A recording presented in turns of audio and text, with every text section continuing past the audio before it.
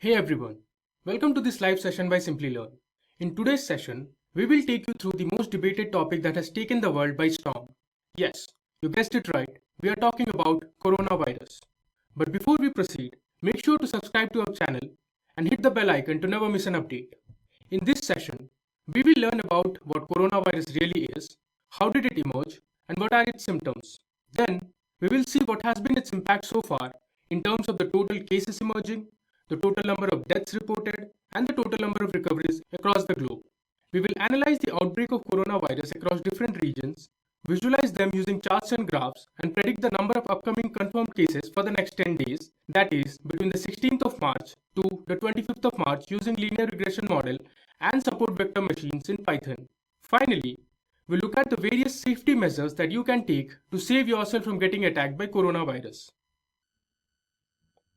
Before we begin, let me clarify that this video majorly focuses on how you can use machine learning algorithms to make predictions on such sensitive issues. We will certainly cover the current scenario and the impact it has created worldwide, but there is nothing to panic at all. Make sure you take all the necessary precautions to stay safe. Also, the predictions may vary from the current situation that you see, as the data was taken from Kaggle that may have some variations. This is only to make you learn how you can perform analysis on such datasets and derive insights from the prediction. So let's start with what is coronavirus. Coronaviruses, first discovered in 1960s, are a family of viruses that cause illness ranging from common cold to severe diseases such as Middle East Respiratory Syndrome and severe acute respiratory syndrome. Coronaviruses can be transmitted between animals and human beings, and hence they are zoonotic. Now let's see how coronavirus emerged. In December 2019, the city of Wuhan in Hubei province, which is China's 7th largest city, comprising 11 million residents, became the center of a pneumonia outbreak of unknown cause. The Chinese health authorities conducted an immediate investigation of these cases to identify and control its spread by isolating suspected patients, closely monitoring their contacts, and obtaining detailed clinical and epidemiologic data. The source of coronavirus 2019 or COVID-19 is believed to be a wet market in Wuhan which sold both dead and live animals including fish and birds. Let's see the symptoms of coronavirus.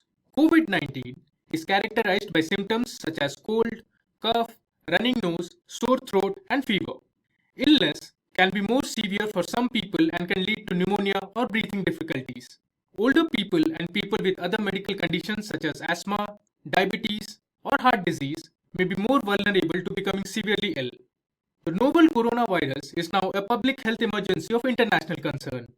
People across the globe are racing to cut short their vacations and rebook flights home as most countries continue to lock down cities and towns amid the spread of coronavirus. As per the World Health Organization, till the 15th of March, the total deaths reported globally stood at 5,735, while more than 100,000 people were infected worldwide. On the 11th of March, the World Health Organization declared COVID-19 as pandemic.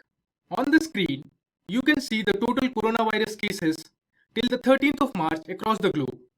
Most of the countries have been affected by the spread of coronavirus. China, South Korea, Iran, Italy, France, Spain, and Germany are some of the countries that got hit the most. Next, you see China, Italy, Iran, and the United States of America have the highest number of deaths reported till the 13th of March. The next map shows you the total recovered cases across different parts of the world. China, Italy, Iran, and South Korea have the most number of patients who have recovered. Now, let's move on to the most important part of this video, where we will analyze the outbreak of coronavirus cases across different countries and visualize them using different charts and graphs. The data has information from the 22nd of January till the 15th of March. Using this data, we will predict the upcoming cases for the next 10 days, using algorithms such as linear regression and support vector machines in Python. Now let me go ahead and show you the data sets that we will be using for this analysis. So for this analysis, we'll be using 3 CSV files. So here you can see I have opened all the 3 files. The first data set is regarding the confirmed cases. It has columns such as province or the state, country or the region, latitude, longitude, and the number of confirmed cases that came up in all these days. Similarly, the second data set is regarding the deaths of patients between 22nd of Jan till the 15th of March. And the third data set is regarding the number of recovered cases during the same time interval. Now, let's start with understanding the code for this demo, where we will use support vector machine and linear regression to build our model and predict the total number of confirmed cases that may come up in the next 10 days. Again, to clarify, our prediction may vary from the current scenario that you actually see, since this dataset was taken from Kaggle, which is usually for learning purposes. I have already implemented the code on Jupyter Notebook. I'll run through each cell of code and explain to you what it does. First, we will import all the necessary libraries that are important for this analysis. As you can see, we are importing libraries such as NumPy and Pandas that are used for numerical computations and manipulations. Then, I'm importing Matplotlib library for visualizing the data and the model, followed by math and time. After that, from the sklearn library, I'm importing certain functions such as train test split, SVR to build the model, and so on. We are also using metric functions such as mean squared error and mean absolute error and so on. Now let me run this cell by hitting Shift plus Enter. We have successfully run that cell. Now we will load all the three datasets one by one. For that, I have used the pandas library and read_csv function, which you can see here. I have provided the location of the file followed by the file name and the extension of the file, which is .csv. I've loaded all the three datasets into three variable names. Now let me run all the three cells to import all the three datasets. I'll hit Shift Enter, scroll down, we'll load the deaths dataset and the recovered dataset. Now to display the datasets, I'm using .head function to see the top 5 rows from the data. You can see the top 5 rows from the confirmed_cases dataset. Similarly, you can check the top 5 rows from the reported dataset, from the deaths reported dataset, and from the recovered cases as well. After that, I'm extracting all the column names from the confirmed cases data frame using the .keys function. Let me run it. So below you can see all the columns being displayed. Then we are extracting only the date columns that have information of confirmed cases, death cases, and recovered cases using the .loc function. The first parameter, that is colon, tells you we need all the rows, while the second parameter tells you that we need data from the fourth column till the last column, which are the date values. Now let me run all the three. You can go ahead to see the outbreak cases using confirmed.head. Here you can see it has only the date columns and the values for each of the dates. After that, in the next cell, I am finding the total confirmed cases, death cases, and the recovered cases and appending them to 4 empty lists. We are also calculating the total mortality rate, which is nothing but the total death sum divided by the total confirmed cases. You can see I have declared 4 empty lists, namely world cases, total deaths, mortality rate, and total recovered. Then I'm running a for loop taking the date variables into consideration. So for each of the date values, we are summing the total confirmed cases, the death cases, and the recoveries. After that, I'm appending the values to the 4 empty lists that we had created. Now let me run it.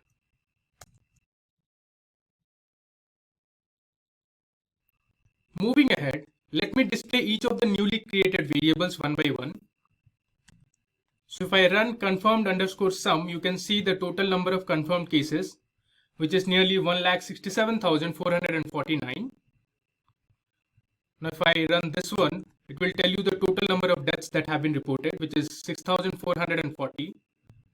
And the total number of recoveries stand at 76,034. Similarly, if I run world cases, you can see this kind of an array which have been listed date-wise.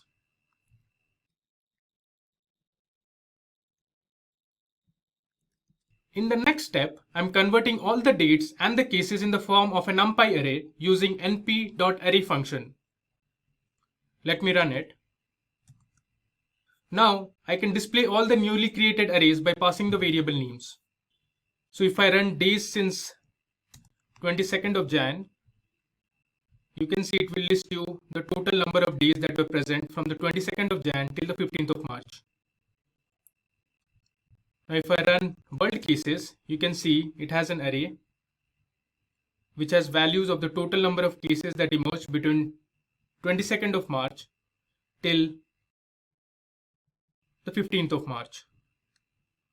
Similarly, if I run the total deaths variable, you can see it lists all the death values between 22nd of Jan till 15th of March. And finally, for the total recovered cases.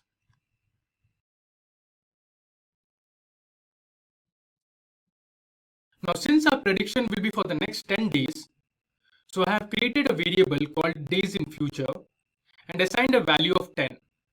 Then I'm adding the last 10 days to the total number of days we have. Now let me show you the value of future forecast by running this cell. You can see below,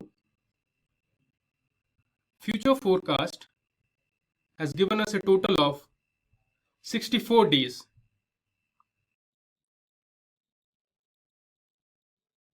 Next, we are converting all the integers into date time values for better visualization.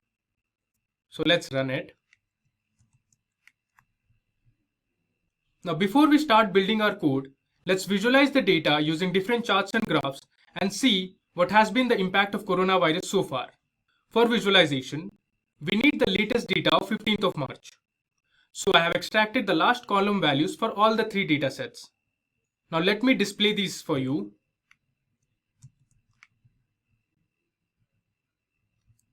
I'll run latest underscore confirmed. You can see it gives you all the values from the 15th of March. Similarly, I'll go ahead and run the remaining. Latest deaths gives you the total deaths that were reported on 15th of March across various regions. Similarly, for the latest recoveries as well. After that, I'm finding the list of unique countries using the .unique function. If I run this, so below you can see there are different countries. So that's Thailand, Japan, Singapore, Malaysia, all the countries across the globe. So in the next cell, I'm basically calculating the total number of confirmed cases by each country. So I have created two empty lists, namely country confirmed cases and no cases. If the cases are greater than 0, I'm appending the values to country confirmed cases, else I'm appending it to no cases.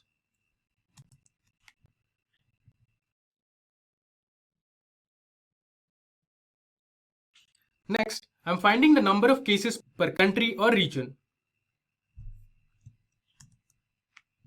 So you can see that China has the highest number of cases, followed by Italy and Iran.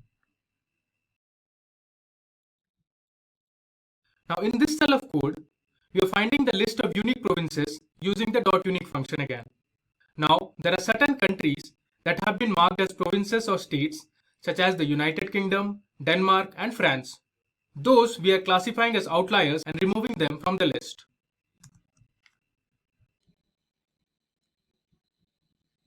Next, we are finding the number of confirmed cases per province, state or city. So for this, we have created two empty lists, namely province confirmed cases and no cases. If the cases are greater than 0, I am appending them to province confirmed cases, else to no cases. I am also removing the areas with no confirmed cases.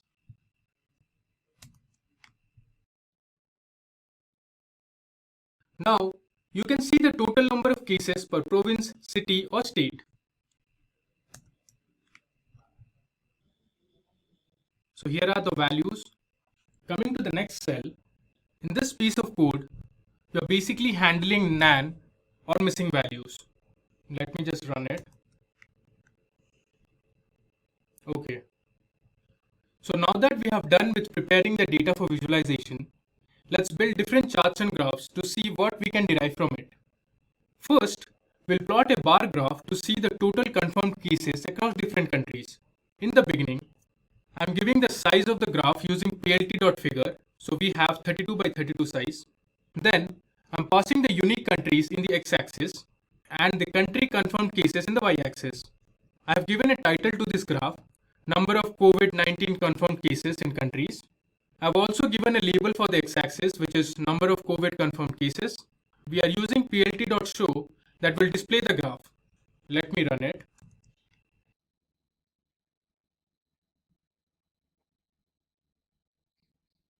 As you can see, if I scroll down, China has the highest number of cases, followed by Italy, Iran, South Korea, Spain, Germany, France, and so on.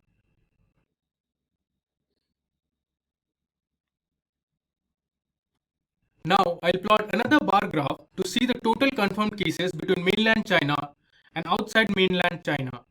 For mainland China, I'm finding the sum of all the cases where country or region equal to China, while for outside mainland China, I'm the sum of all the confirmed cases and subtracting China cases. Let me now run it. As you can see, the total number of cases outside China is more than mainland China. Now, if you want, you can also print the exact values which I have done below. So the total cases outside mainland China is around 86,446, while in China it is close to 81,000. And the overall cases till 15th of March stand at 1,67,449.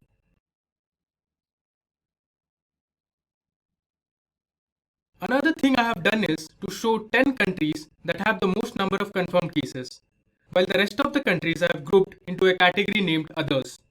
So, I have created two empty lists named Visual Unique Countries and Visual Confirmed Cases. I have taken the 10 countries based on the top 10 cases, while the Others category has the remaining cases. Now, let's visualize the 10 countries using a bar graph. So this is how the graph looks like. On the y-axis, you have the different country names. You also have the Others category. And on the x-axis, you have the number of cases. You can see China has the highest number of COVID-19 cases. Italy has the second highest, while other countries in total have the third highest cases. Now the same visualization you can do using a pie chart to check the total confirmed cases in 10 different countries. I've used a color scheme CSS4 colors. I've given the figure size 20 by 20. I'm using plt.py function and plt.legend function to show the different countries. Let me just run it. So here is how the pie chart looks like. And to the right, you can see the different legends. So this color corresponds to China, while this one corresponds to Italy. This is actually Others, and so on. Here, I have created another pie chart to visualize the total confirmed cases in 10 different countries apart from China. It has the same code as above, but under plt.py, I have passed columns apart from China, and hence we are using 1:. Similarly, under plt.legend, we have values apart from China. Let me run it. So this is how the pie chart looks like. As you can see, Italy has the highest number of cases, followed by Iran and then South Korea. We also have Others in this category, which has pretty high number of confirmed cases. So now that we have visualized our data, let's start by building our model using a support vector machine algorithm. Support vector machine uses different parameters to build a model.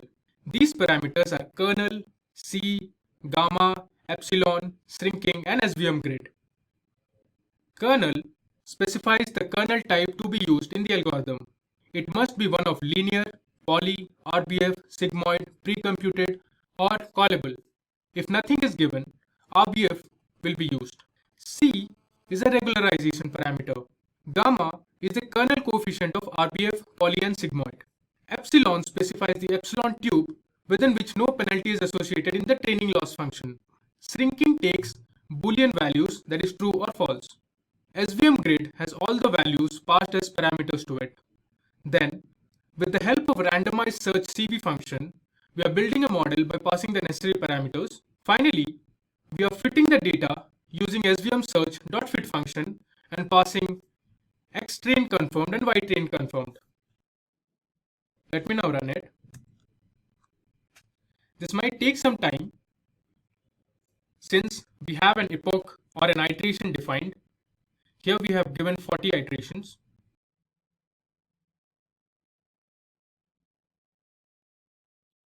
Now we have successfully run that particular cell.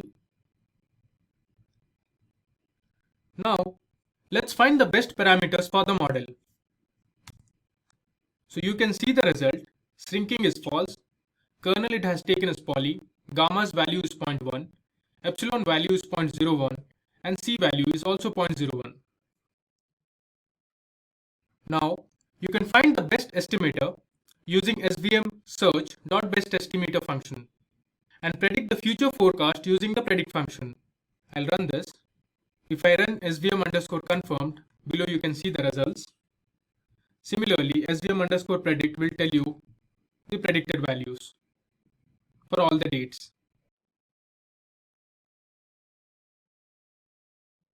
Now, you can check the values of the testing data after creating the model. For that, we'll create a plot with the SVM test predicted data and the y-test confirmed data. Then, I'll print the mean absolute error and the mean squared error values. So below, you can see the graph and the error values. Then, I'll plot the total number of coronavirus cases over time starting from 22nd of Jan. I've given a title, number of coronavirus cases over time. So there are X labels and Y labels defined. Let me now run it. So here is the graph.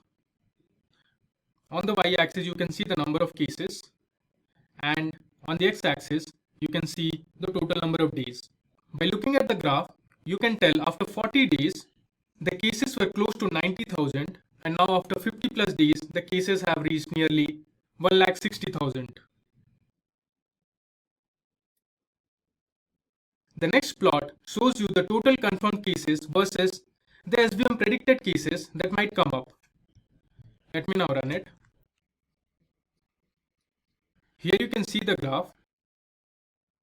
The blue line, which is this one, it represents all the confirmed cases, while the dotted purple line is the prediction from the SVM model, which is this one.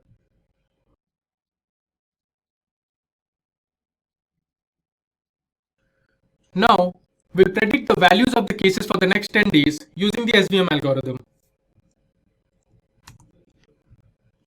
Here is the output. You can see it starts from the 16th of March till the 25th of March, that is the next 10 days after 15th of March. You can see the total number of upcoming cases each day. So on 16th of March, the model predicts there will be around 1,84,000